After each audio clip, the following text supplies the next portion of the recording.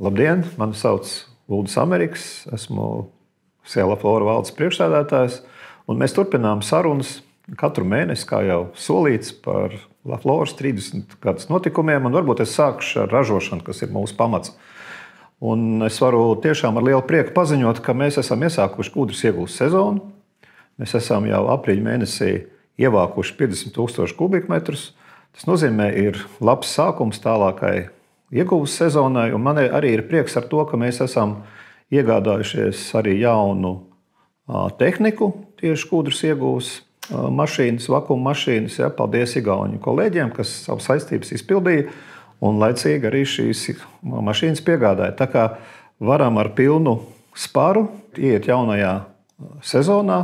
Vēlos arī atzīmēt, ka tie satricinājumi, ko radījuši pasaules ekonomikā, Amerikas Savienoto Valstu ieviestie paaugstinātie muitas tarifi, mūsu uzņēmuma darbībā nav atstājuši absolūti nekādas sekas. Līdz ar to mēs ļoti cerīgi skatāmies arī šajā gadā, lai kāpinātu savus eksporta apjomus un varbūt arī iegūtu jaunus klientus.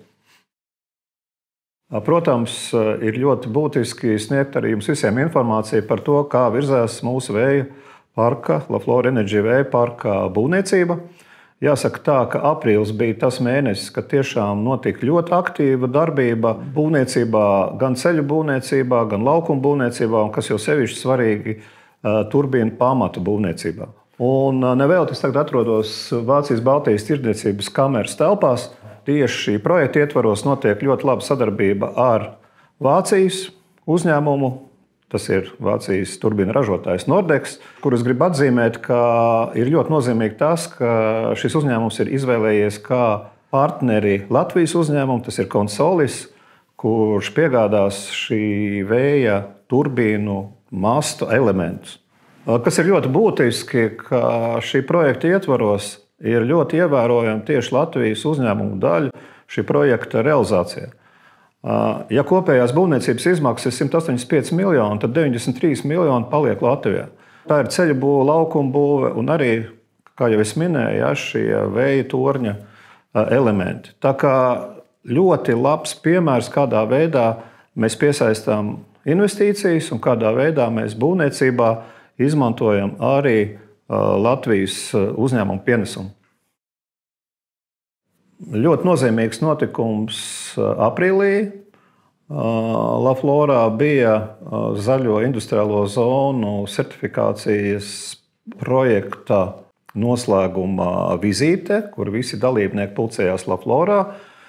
Mūsu attīstības direktore Sabina Alta iepazīstināja tieši ar šo zaļo industriālo zonu certifikācijas kritēriju izstrādes tādu virzību un varbūt noslēgumu. Iepazīstinājām arī no dažādām valstīm arī ar mūsu uzņēmumu, ar mūsu darbību. Es domāju, tas būs nozīmīgs solis mūsu tieši zaļās industriālās zonas tālākā attīstībā.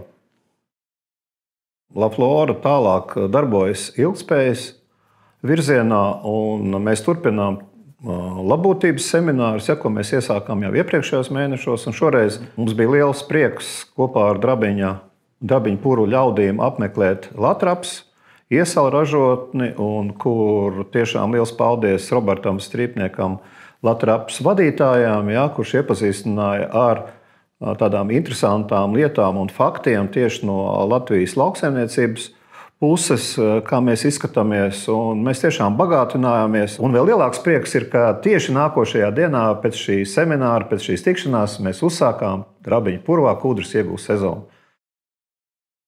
Aprīļa viens no būtiskajiem notikumiem bija arī Latvijas eksportētāju asociācijas Red Jacket rīkotā grāmatas prezentācija par Latvijas bagātībām, varētu pat teikt.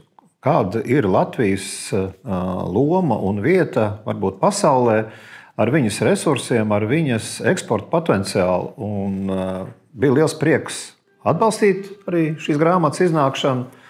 Arī šajā pasākumā piedalījās gan premjere Siliņa, gan citas prominentas personas. Tiešām bija ļoti patīkami atrasties šo eksportētāju pulkā, jo tas vieš optimismu arī Latvijas nākotnē. Aprīļa mēnesī notika arī Svetbankas ilgtspējas padome. Šeit skatīja manuprāt, ļoti būtiski jautājumi, kā šajos apstākļos, nenoteiktības apstākļos, ja, vest sarunu ar mūsu darbiniekiem, un tas būtu tiešām viens no aspektiem ilgtspējas kontekstā. Un man ir liels prieks, ka LaFlorai bija iespēja dalīties ar savu pieredzi. LaFlora attīstības direktora Sabīna Alta iepazīstināja ar mūsu labbūtības konceptu. Un, es domāju, šī saruna būtu jāturpina arī ilgtspējas padomē tieši par šo ilgtspējas tālāku ieviešanu mūsu Latvijas uzņēmumos. Šajā intervijā kopā ar kolēģiem mēs apskatījām tās būtiskās problēmas, ja, kas skar Latviju tieši ekonomikā un tieši resursu izmantošanā. Un, mans uzsvars ir uz to, ka klimata mērķi ir laba lieta, bet mums ir pirmām kārtām jādomā par savu drošību, par valsts drošību un par mūsu ekonomiku. Aprīļa mēnesī notika vēl viens būtisks notikums. Es domāju, tas būtu tieši pat Jelgavas reģiona dzīvē ārkārtīgi nozīmīgs šī reģiona ekonomiskai attīstībai. Tas ir ekonomikas ministrijas Jelgavas pārstāvniecības atklāšana. Un tas vien nozīmē to, ka Jelgavai ir ļoti būtiska nozīme Latvijas ekonomikai, un ir liels prieks, ka arī LaFlora var dot savu ārtavu novada un reģiona attīstībā. Lai turpinātu atklātu un godīgu sarunu ar visiem ieinteresētajām pusēm un pārstāvēt LaFloras intereses, mēs sadarbojamies ar Sabiedrību par atklātību Dāvnu, lai veidotu savu interesu pārstāvniecības kodeksu. Sakarā to, ka mēs esam valsts svētku priekšvakarā, es gribu novēlēt mums visiem jaukus svētkus un noteikti 3. un 4. maijā apmeklēt Siguldā stādu parādu, kas ir tiešām pavasara svētki un radīt mums visiem labu noskaņojumu.